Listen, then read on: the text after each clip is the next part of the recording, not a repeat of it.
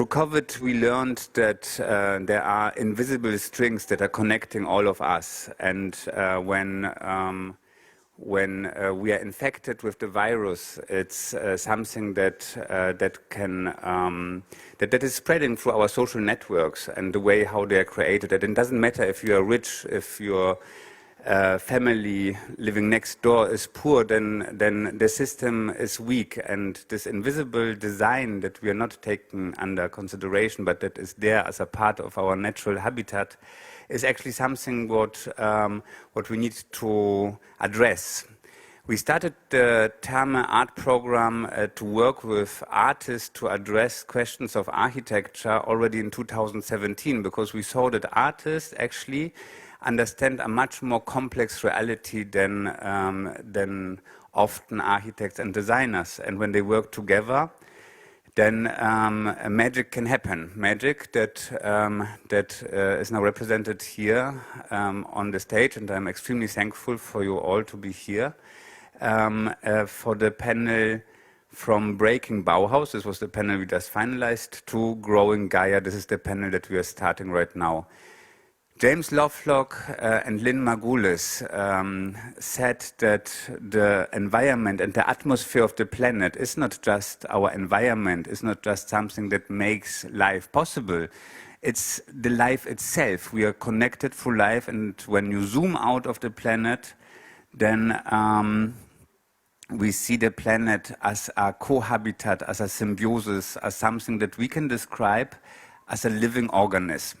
So if this is true, this hypothesis, then it means that every time we design something, we are not really creating something new, but we are actually transforming existing design into something new. And when we now look into our cities, very often we see that this transformation is actually a destruction of living connections, a destruction of resilience, destruction of anti-fragility that is extremely necessary for us to survive as a species. Before we start, talking about the big issues of our environmental situation, like climate change, we probably have to address issues that are affecting us as populations and as a species already now. And this is the way how we live and how we organize our lives together. Empathy is a very big part of it. It's also a biological moment, and it's something that Lynn Margulis was describing in many different ways. I'm very happy that Salome Rodek, she is a cultural scientist that is actually working about Lynn Margulis. Lynn Margulis is maybe the most underrated scientist ever, probably because she was a woman, but also because she was one against all the neo-Darwinists, and her theory was so right that it became mainstream without giving her the real credits. So Salome's role on the stage will be to give her these credits and to show us the perspective of Lynn Margulis on design and on our world. And without Lynn Margulis, James Lovelock wouldn't have come up with the theory of Gaia. When, as a NASA scientist, he was planning the first Mars mission of NASA, his question that he was asking himself was how Mars could become livable. And with this question, he looked back.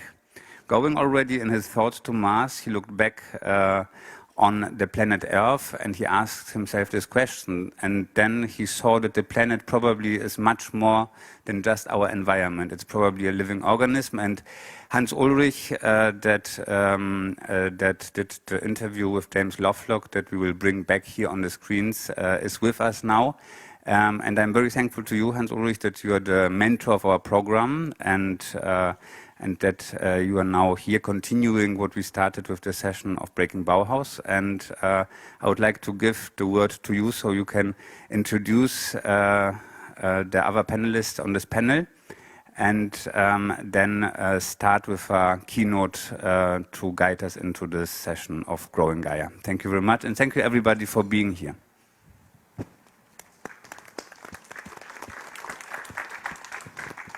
Yeah, thank you so much, Nikolai, and thanks to all of you indeed for being here. And I would say maybe we should give a very warm welcome and big round of applause to our amazing speakers who are with us, because as the previous panel, actually, it is a very hybrid panel, because it is a panel where we're going to basically have live presentations with the wonderful panelists who are here with us, but we're also going to have special guests on the screen. It is a new typology, I would say, of panel, which at the current moment is being born. It has not existed before. It was fascinating earlier today on the Bauhaus panel to see that. And so the speakers this afternoon are Francis Carey, Thomas Saraceno, Stefano Mancusa via stream, Salome Rodek, as Lynn Margulis, and James Lovelock on a video clip, Abuelo Antonio Oxte via stream, Lucia Pietro Justi, Egil Serbianson, Tue Greenford. Please give them a very warm welcome, a big round of applause. And I just want to say a few words as introduction. As Nikolai said, we're going to show fragments this afternoon also from my interview with James Lovelock. And the Gaia Hypothesis was proposed by Margulis and Lovelock and developed really in the 70s. And we are so lucky to have Salome here, who is going to tell us much, much more about Lynn Margulis, one of the most important thinkers, really, much more than a scientist, because Lynn Margulis is a scientist, but also, philosophically so important. And I became aware of that when I was a student, because I met the late Francisco Varela. He was a Chilean scientist who worked with Maturana in Chile, was basically, close to Allende, and when then the dictatorship of Pinochet started, he had to go to exile, first to the United States and later to Paris. And I was at the time a curator at the Musée d'Art Moderne de la Ville de Paris, and befriended Varela, and we would always hang out. And he was really the first one, because as Nikolai said, still today, but even less then, Lynn Margulis had the visibility, or has the visibility she deserves, as one of the great figures of the 20th, and I would say particularly the 21st century. And so Varela would always tell me to read Lynn Margulis. Now, what is so important, I would say, about this Gaia idea is that it's of course so central today for ecology, and it's interesting that actually, when asked shortly before her passing in 2011 by a journalist whether she ever is being tired of being controversial, Margulis replied, "I don't consider my ideas controversial. I consider them right." And that, of course, exactly, we're going to hear more from you about that, is what is the case, because more and more these ideas, which were so rejected by science, gained momentum and are today really at the center of the discourse. Now, Lovelock was trained from the medical side in bacteriology, and he actually tended to think of bacteria as pathogens. And it did not occur to him that there is a great infrastructure that keeps the earth going. When I interviewed him, and I think he's now 101, when I went to see him in Chesil Beach, he was 99. And it was interesting because, of course, Bruno Latour, as many of you, I'm sure, read, has written a whole book on the idea of Gaia. And I rang Latour and I said, I have this rendezvous with James Lovelock. And Latour said, most likely he's 99, this is going to be very difficult. But he gave me some questions anyhow. And it wasn't actually difficult at all, because I found a James Lovelock in greatest form, who gave me a 4-hour interview. And he really told me that he had not understood this importance of this infrastructure. He just thought of bacteria as pathogens. And he said, it was really Lynn who drove that idea home. Margulis understood that, contrary to so many interpretations, the Gaia hypothesis was not the vision of the Earth as a single organism, but as a jungle of interlacing and overlying entities, each of which generates their own environment. Now, Lovelock and Margulis have tried to persuade humans that they are unwittingly no more than Gaia's disease. The challenge this time is not to protect humans against microbes, but to protect Gaia against those microbes called humans. Just as bacteria ran the Earth for 2 billion years, Lovelock told me, and ran it very well, keeping it stabilized, we are now running the Earth. We are stumbling a bit, but the future of the Earth depends on us as much as it depended on the bacteria. Now, you're going to see this afternoon, as part of the panel, a series of short video clips. And it's interesting also because Lovelock is an independent scientist. He's an environmentalist, an inventor, an author, a researcher, and it's part of a series of interviews I've been doing with scientists, asking them about their kind of invention or epiphany. It started all in Switzerland when I grew up. I became friendly with Albert Hofmann, who, discovered LSD. And he once told me so beautifully about the day he discovered LSD. And so I thought it would be great to ask other scientists about, such moments of revelation. And I went to see Lovelock, and he not only credited Lynn Margulis, he also credited his neighbor, William Golding, who is, of course, the, famous English novelist. And it was actually William Golding who gave him the idea. And he talked a lot about interdisciplinarity and the idea that we can only address big questions such as environmental questions if we go beyond the fear of pooling knowledge. If you break down the silos, which is of course what is the idea also of the forum of Terme, today in Berlin and many of the previous forum, and that's also the idea of what we do at the Serpentine. And I have a few images which we maybe can see here. I brought some images of the pavilion. You saw earlier today Sumaya from Counterspace. This is basically going to be the pavilion we develop over 2 years with mainly, lots of different mushroom bricks and fully sustainable materials. And it's for the first time that the pavilion is not only happening in Kensington Gardens, but it's going to happen in many neighborhoods in London, often with a migratory background, and there's going to be collaborations, exchange, and also infrastructural support for these neighborhoods and for, our practitioners in these neighborhoods. So really it is about a conversation. And in this pavilion will also happen a lot of conversations and debates, because the pavilion is for us also a pretext to have conversations. And then we can see on the next slide, this is a detail, the marathons, right? So we basically started to do a format called the marathons, and that means we bring together maybe 50, 60 speakers, digitally or in person, to discuss a theme from all different angles. And so one theme was extinction, and that is something which is particularly relevant for today's session, because it's actually the beginning, really, thanks to Gustav Metzger, the English-German artist who passed away a few years ago. He basically, very visionary figure of the avant-garde in the UK, who, with the Auto-Destruction Symposium, wrote an art history of the 60s, but very soon started to realize that we need to fight the looming extinction. And since the 70s, 80s, was really working very intensely on that theme, because he said it's not only an extinction of species, it's an extinction of cultural phenomena, of languages, and he basically was a very close friend of the Serpentine and of all of us, of myself, of all the curators, and would very often just come to our office and remind us that we have to fight extinction. So in a way, you'll hear more about that from Lucia Pietrojusti, our curator at the Serpentine of Ecology and the founder at the Serpentine of the General Ecology Project, because of course, all of that, what we are doing with ecology in such a sustained way, would not have happened without Gustav. He laid the fundament for that in our institution. Whenever we did a project, the next morning, he stood in our office and he said, "Don't think that you've now done it. It has just begun. You need to do more on that theme." And you can see a few more images. Here is a post of the Extinction Marathon. We did a work marathon. Here, the bed-in by Beatrix Colomino, revisiting the Yoko Ono bed-in.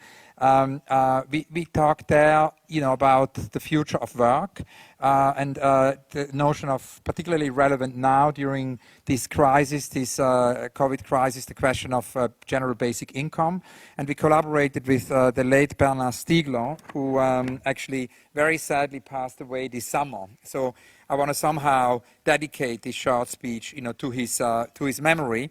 And Bernard Stiegler said actually that it's about not a general basic income, but a conditional basic income. And of course, the whole thing led also to a letter related to the environment, to Gutierrez, and you can see all of that on our website. There is an archive. Then we have the Miracle Marathon, where we had 50 speakers exploring miracle for the 21st century. Here, Genesis P. Orridge, and we have, I think, one more slide. it all began with the interview marathon we did with Rem Koolhaas, where we interviewed 72, Londoners, trying to somehow, it connects to the panel before really, sort of connecting to what is the future of the city. So big themes being addressed from all different angles in a very interdisciplinary way. And of course, the whole Gaia theory is a deeply interdisciplinary field. It would never have been, even discussed without a bringing together of so many disciplines. Both Margulis and Lovelock are truly interdisciplinary figures. And Lovelock also said actually a philosopher and an astronomer played a crucial role. Carl Sagan, at the Jet Propulsion Lab, and the philosopher Diane Hitchcock. She, for him, was very important, at the moment when he basically, he was reasoning that oxygen comes from plants and methane comes from bacteria, both living things, and then through that suddenly understood that the Earth must be regulating its atmosphere. So when he actually started to discuss this, in this very interdisciplinary forum at the NASA, Sagan, the astronomer's response was, Jim, this is nonsense. He says it was wrong, so similar to Margulis, the idea was rejected. I'm sure we'll hear more from you about the extent to which Margulis faced that, during her lifetime.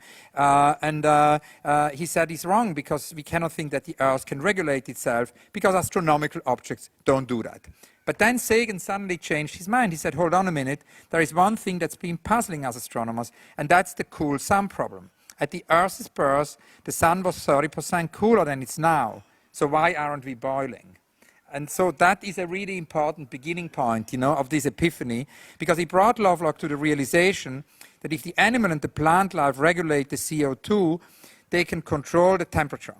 And that was really when Gaia entered the building. While subject to criticism that it's a new age idea, basically the scientists who, besides Lovelock, of course, drove this idea was, as discussed, Lynn Margulis. And Lovelock was trained from the medical side, and in that sense needed again Margulis, so you'll see a lot of different disciplines need to collaborate so that such an idea, can be born. And Lovelock, in that sense, was part of a chain, a very horizontal chain of many collaborators. Margulis certainly the most important, but also Diane Hitchcock, also Carl Sagan, who need to be credited. So we are very delighted today to have a panel which Mikolai gathered and which I will help him to moderate, which will look at Gaia as an idea for the 21st century. And I think we're now going to start with our first speaker. Our first speaker would be then the great James Lovelock. So we would like to have his original voice for 2 minutes to listen to how the theory of Gaia, the Gaia Hypothesis, was born in the first place. And we will see during this conversation that actually the view of artists on the world is exactly this kind of horizontal, interdisciplinary view that connects so many dots and connects also the things that we cannot express yet, cannot see yet, and cannot yet understand, but they are still in the work. And this is exactly the approach that we see in this Gaia Hypothesis introduction. There was a number of small offices at the Jet Propulsion Labs in the early phases. This was 1965 in September. So this year will be 50 years from the inception of the idea. And I was in the room with a lady philosopher called Diane Hitchcock. Yeah. She was one of the most intelligent people I've ever met. Extraordinary.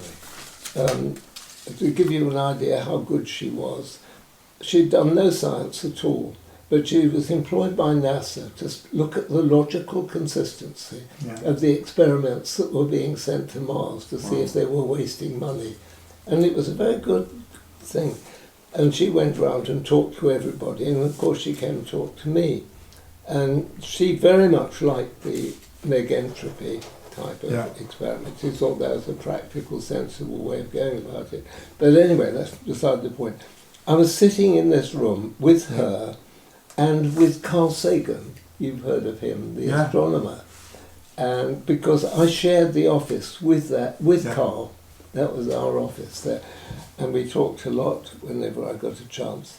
And then in marches another astronomer, Lewis Kaplan, and in his arms were sheets of paper. And we said, well, what's all that? He said, the complete analysis of the Martian and the Venus atmosphere. And it's been acquired from a little telescope at the Pic de Midi in France. Wow. Using an instrument designed by a friend of mine, Peter Felget, a Fourier transform spectrometer. And so we all said, well, what is the atmosphere? And he said, it's quite simple. It's nearly all carbon dioxide. It's just mere traces of other things. So I knew instantly there's almost certainly no life on either of those two planets.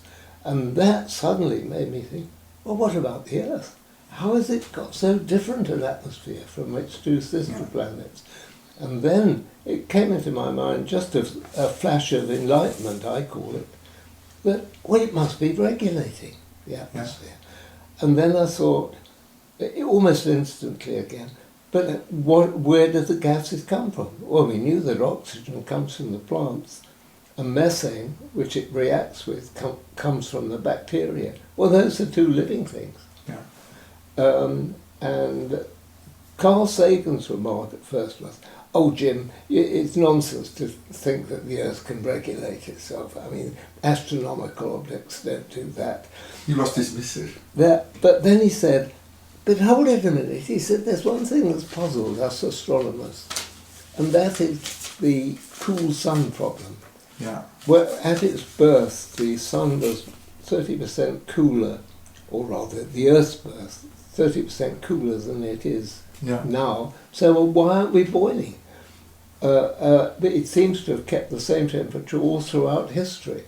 So more or less. It wobbled a little bit. And that went into your direction. Well, instantly I thought, oh heavens, if that's true, then all the biota have to do is to regulate the CO2, and they can control the temperature, and that's what they've been doing. And that's when Gaia just came. That was it.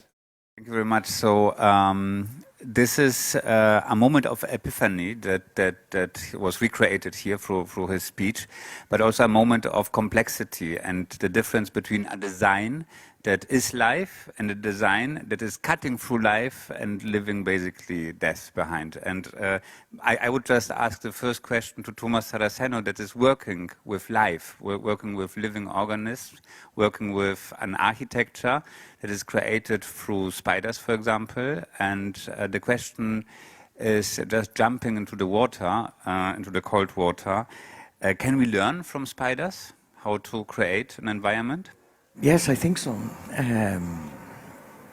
I have been coming here, I thought like what it might be to think about the terms for spiders.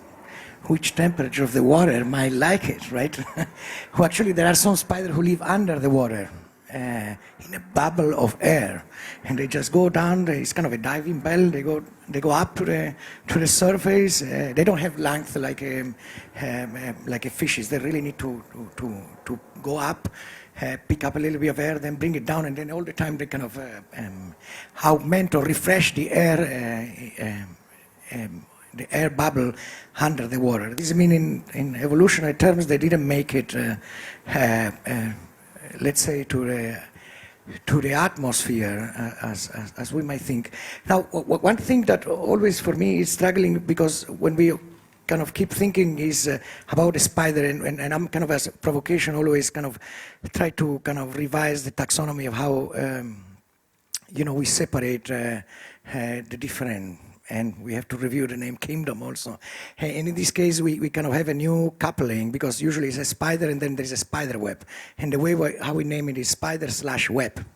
To that extent, to try to think about, the embody or extended cognition that maybe resonate with Maturana and Varela in the extent of and when we think about architecture, maybe not only on the, let's say, terrestrial web, but the cosmic web also.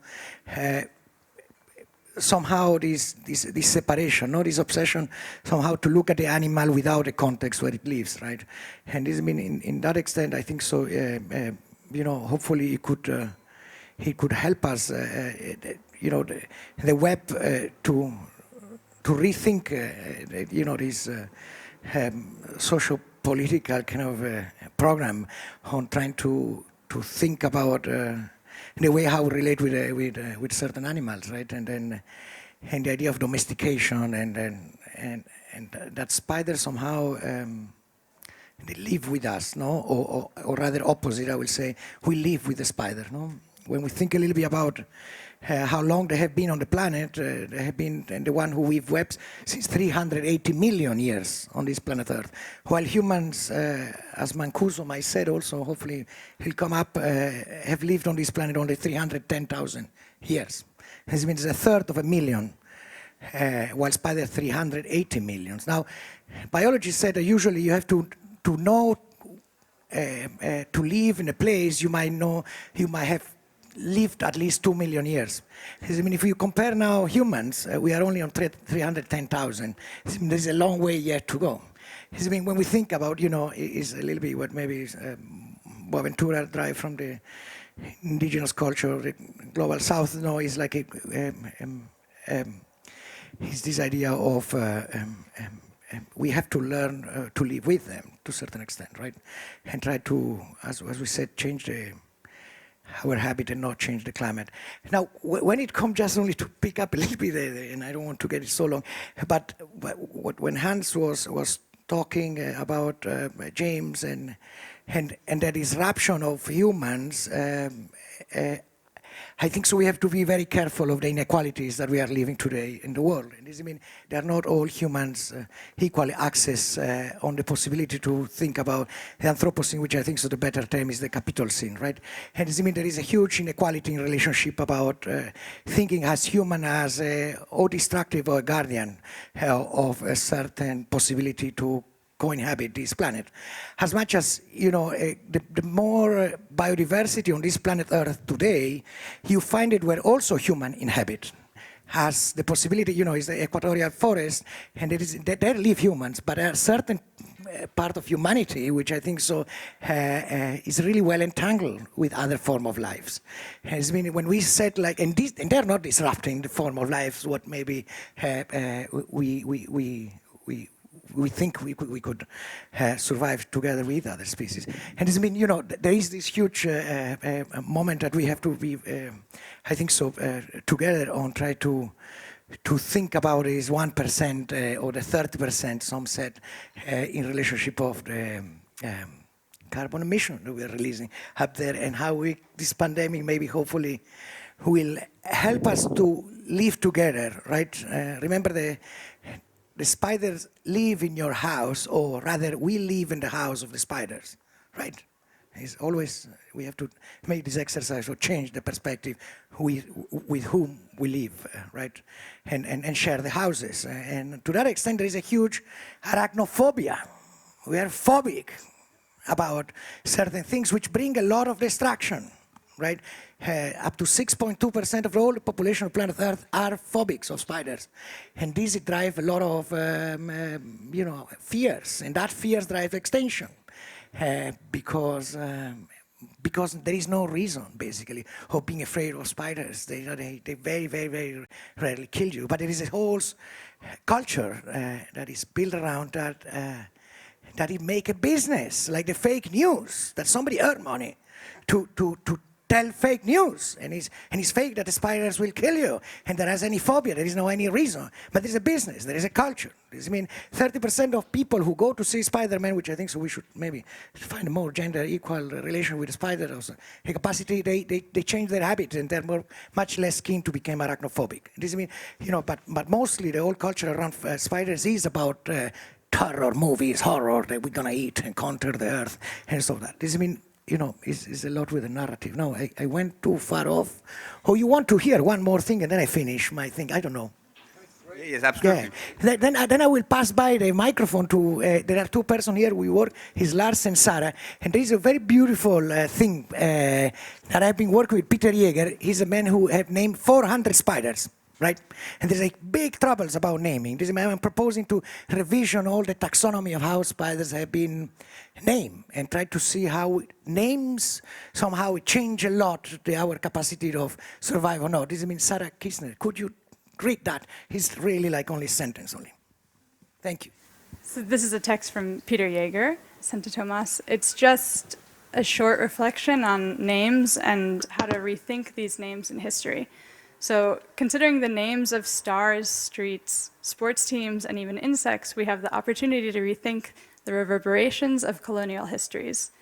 Take, for example, the beetle, and excuse me, my Latin is not so good, but Anopalanthus hitleri. It's a blind brownish beetle found in caves in Slovenia, and in 1937 was named after Adolf Hitler, for whom the scientist that found this beetle had a great admiration. Today, the beetle is much sought after in neo-Nazi circles. It goes for around €1,000 per beetle and has even been stolen from several museum collections. Zoologically, this name and others with similar histories are valid, yet we should carefully consider their future use. Shall we use them as examples to inform young generations about the misconduct of previous times? Shall we change the names, and if so, how can we avoid to make the same mistake in the future? It is clear that actions of former colonial powers were not in congruence with human rights and should be viewed critically. But this beetle, because God named that name, now is driving to extinction because all the neo-Nazis want to get that beetle. And it's stolen in a museum. Is this kind of strange paradox, right, of thinking how a name somehow also can... Nomen is omen. Ich meine, Maturana and Varela, they published, I think it was 79, the radical discourse of Constructivism, where they basically claimed that all our world is our construction, yeah, and they proved it with means of with the research of Hans Otto Peitgen in mathematics and stochastics, what is extremely interesting to read. Now we actually. The prophecy was fulfilled. We live in a world that is constructed by us, named by us, and divided by us. And this kind of division is actually becoming reality. And it's quite interesting that you mentioned... But the us is not... we have to be careful with the us. You cannot put humans all in the same bag. No, absolutely not. Really, we have to be very careful. But for sure, the spiders are not naming themselves. This is the interesting point, because if you put yourself into this position of a spider, how a spider would name himself or herself, or is a spider phobic, for example? That's an interesting question, because we are phobic not only against spiders, but we are phobic against ourselves. So, as you may know already, 45% of our human cells of our cells in our body are non-human cells. It's bacterial elements, it's bacterial life and organism that is a part of our life and a part of our existence. And we are phobic against this bacteria. It's very interesting when our company in March, faced with the lockdowns of COVID, created a health culture cluster to really research how we can make our facilities more hygienic, more safe. I called Professor Axel Kramer, the founder of the German Association of Hygienics in Hospitals, the founding president. And I asked him, how can we get rid of all this virus and bacteria? And his answer was, this is the wrong question. We need more bacteria. We need more viruses, because only then we can sustain. And this is exactly the question of phobia, and this is the question of division. Then when we look into nature, it's so complex, that it's so undivided, that it sustains itself in a complexity that is necessary and that we probably have lost through our own design. And that would lead me immediately to Francis Kiré, Hans Ulrich. But before that, I have one more question to Thomas, because actually it's kind of interesting, the idea that rather than to be phobic of spiders, you told me the other day we should actually listen to them. And I had a very unusual phone call a few months ago from Thomas when you asked me to send you some questions. And I didn't get it in the first place because I thought you wanted me to send you questions for you. But that wasn't the idea. The idea was, I understood only in the second when I read it again, the email, you wanted me to send questions for spiders. So the idea of interviewing spiders. and you went on a journey and interviewed these spiders with questions from several people. So the spiders become a form of oracle. Can you tell us about that? Yeah, well, there is Ngam, is a form of spider divination that is practiced, is a millenary, have a very old tradition, but now in the very north of Cameroon, almost with the border with Nigeria, they keep practicing very strongly.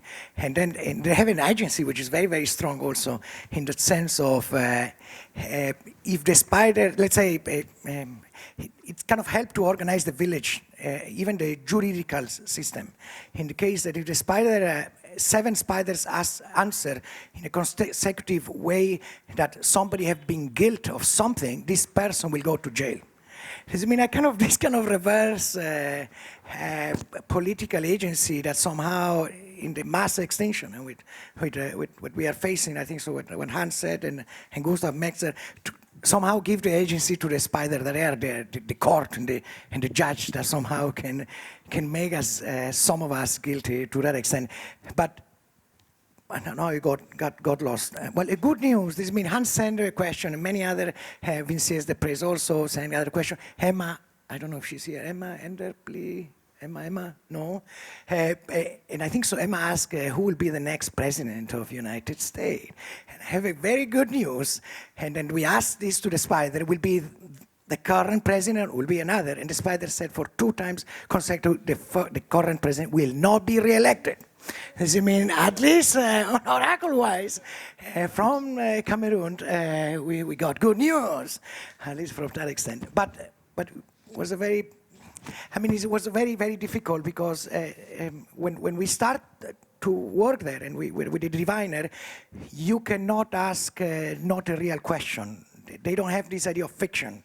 It should be something that really it affects somehow the way of how we could live. But and this was somehow, and there is a beautiful division. I don't know, Hans, he'd answer that question. And it's through vibration. This I brought today also here because you cannot talk human language to spider, right? And this is a tuning fork. Usually have a frequency of 310, 340, and this simulates usually the frequency of vibration of crickets, mosquitoes, and when you put like this and you put it next to a web, the spider usually will always come, right? And we have to tap into this different umwelt and try to really maybe entangle other languages. The diviner, what it does when we give him the question, he have a stone and he produce all vibration that somehow go to the earth, and the spider, it seems, is able to engage in that non-human language. Thank you, Thomas. And I think that could indeed not be a better transition, as Nicola said, to Francis Quéré, because, of course, the idea of architecture as an ecosystem, Gaia, the idea actually of a worldview that stresses networking, co-evolution, is something we could see in your work when we built the Serpentine Pavilion. So it would be great to hear a little bit from you about that. And of course, Francis Quéré needs no introduction. In Berlin, is an award-winning leading architect who is based in Berlin, and many of his projects actually happen all over the world, but there is also a very strong presence in Burkina Faso. And we met many, many years ago, actually, thanks to Christoph Schlingensief, who I think passed away exactly 10 years ago from now. It's already 10 years. Because, of course, Christoph invited Francis to build the opera village in Burkina Faso, and that ties in a lot with the previous panel about the Gesamtkunstwerk in a way. Okay, hi. I think I made a mistake to join this panel, but not a mistake. You will see I'm not a scientist, but I have to say something today. So it's a great, great pleasure to be here and to listen to him. If you are connected to me, and you will often see if something is panicking, if there is a bee going to your beer, to your wine, to your sweet stuff, you will see me saying, don't touch it. Why are you panicking? Yeah. This insect has no mother, no father, Why are you touching it? Why do you want to kill it? So, you instinctively, I will say this. People are always looking to me like, okay, he's joking again. You have to know that for me it's a great pleasure, because listening and the theory of Gaia and trees and plants that are moving, for me, it's great that the Western world start to think about things like that. If I go and I land to Ouagadougou and I just take a bus or a car to my village, then I start to see pregnant trees. They're getting cared by the people, by the women, because of a heavy pregnancy. If a couple of years ago I have been talking about that, you will say he's a charlatan. So to my people, I always laugh and say, I want to be very known and respected in the world, and the Western world, then I can talk about the irrational world that is the real world, So I'm still working hard to just get there, and then one day I will start to talk about it. You're going to run away. Your scientists are still at the beginning, which is great, and I love your work, really. Yeah. Okay, good. Now to my own work. It's not that sensational. It's born out of sheer necessity. And to doing this work, it has allowed me to meet great people, visionary, and one of those visionary is Christoph Schlingensief, that we really know very well. If I'm referring to him, I would just always think about social plastic.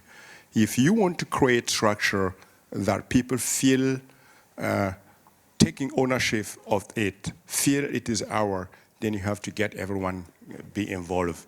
And again, through Christoph, I have discovered boys' work, So Christoph was always talking about social plastic, and say, okay, social plastic. Should I Google? Should I call someone? But I had no time to look, because he was like demanding, always. And what I know from that, it's, we're not isolated, and a professional should put effort to get any professional be involved. Today we heard the word about interdisciplinary working. Naively, I tried to do that. So I would ask my people, I would ask everyone, even sometime in the office, and then those that don't know me, we say, but he knows why he's asking. But it's just, if you ask questions, you get people be involved.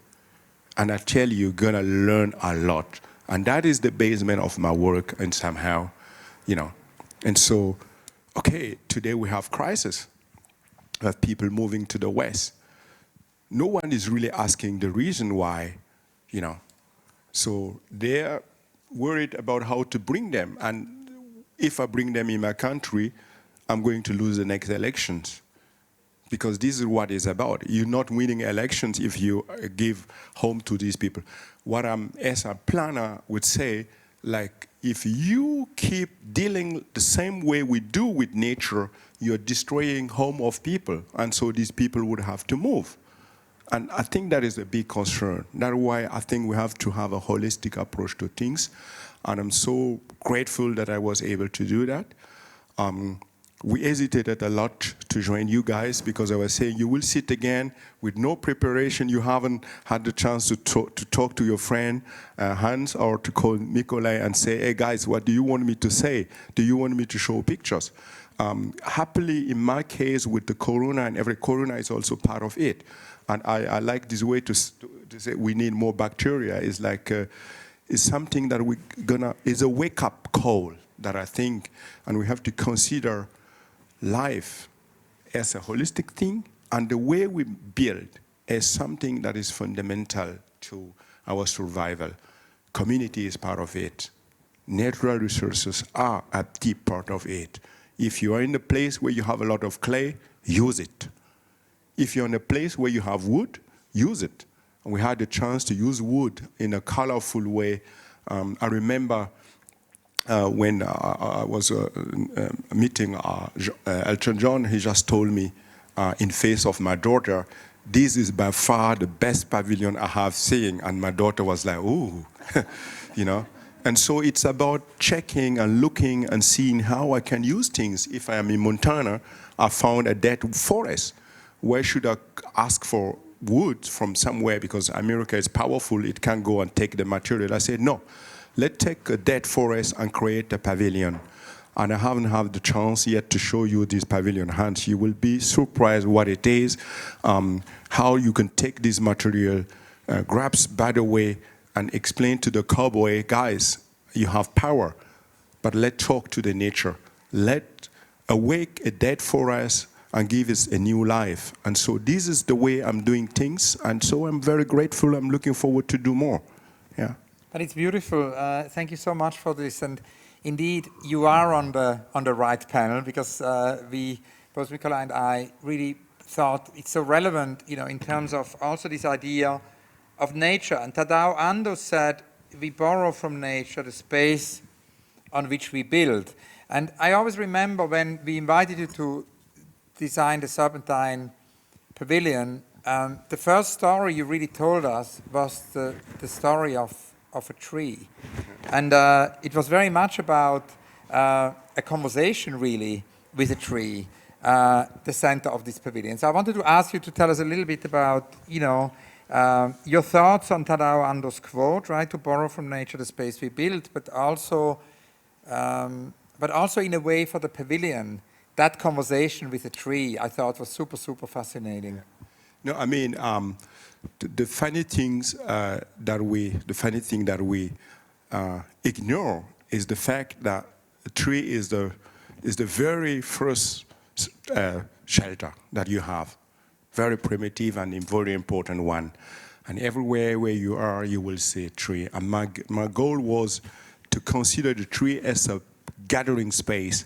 And then I wanted to just bring in this rich country and city, London, to bring a tree from my village in the middle of the Kensington Garden to create a tree. And we did the sketches. My team was like a little bit laughing.